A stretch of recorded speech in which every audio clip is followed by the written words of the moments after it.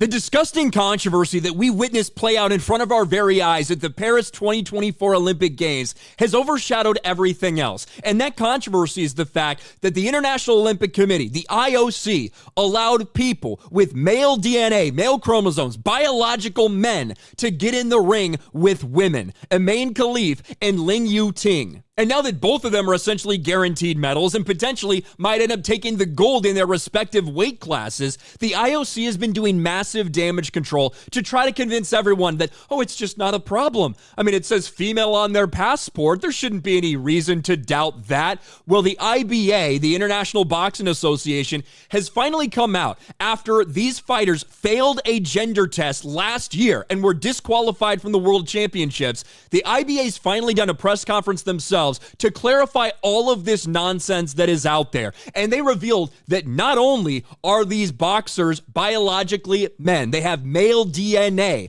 probably a case of DSD like we've talked about for a while, differences in sexual development where people might have multiple different sex organs, some visible, some non-visible, but at the end of the day, they are biologically men. They are male. But they also revealed that they informed the Olympics. The Olympics knew about all of this. The Olympics were informed of the tests that were performed on them. And they decided to not only do nothing, but actively try to cover for some of these boxers. And now in this press conference that happened a few hours ago, we're getting some more actual information about what happened with the International Boxing Association and why these boxers were disqualified. The IBA is holding a press conference in Paris to address the issues surrounding Algerian boxer Emaine Khalif and Taiwanese boxer Ling Yu-ting. Highlights so far, and this was like a 2-hour press conference, by the way. Some of it's in a different language that you needed translators for, like all this stuff, right? But here are the headlines that we now have from IBA officials, including doctors who were present at this panel. Both boxers were initially subjected to a chromosomal test by independent laboratory in Istanbul after the IBA received complaints from coaches and competitors during the 2022 Women's World Boxing Championships. Both boxers were retested in India again during the 2023 Women's Boxing Championships to clarify and confirm prior results. The blood tests, I believe that's what they said they had done. Both boxers were confirmed to have XY chromosomes. Both boxers were informed of the results of the test in writing. Both boxers were given the opportunity to appeal these findings. Both of them ended up not appealing them. The IBA offered to pay for these costs. Ling Yu-ting did not appeal. Emaine Khalif initially appealed, then withdrew the appeal.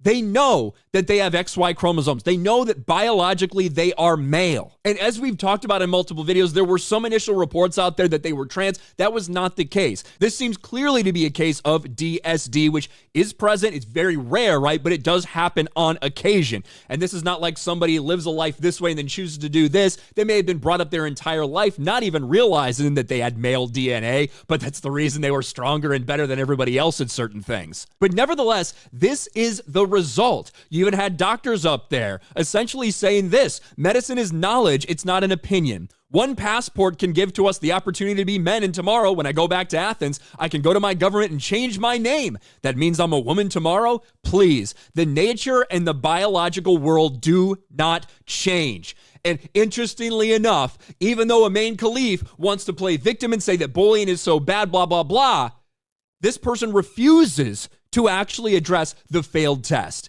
When asked a question directly, Emaine Khalif, who's out there saying, I've faced a wave of criticism and bullying is not okay, decides not to say anything. The AP noted, however, when asked about the testing that had triggered the ongoing questions surrounding eligibility, Khalif declined to answer, saying she didn't want to talk about it. I'll put she in quotation marks there.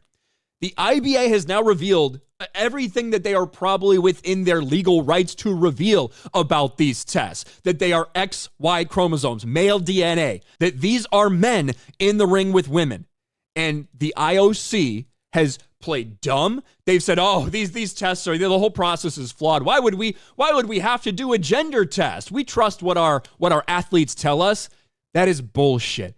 And if these two people go on to win gold, it's bad enough now, right? Now that we've seen real women, actual women in the ring, getting beaten and having their opportunity for Olympic medal taken away from them, stripped away from them, some of them while protesting.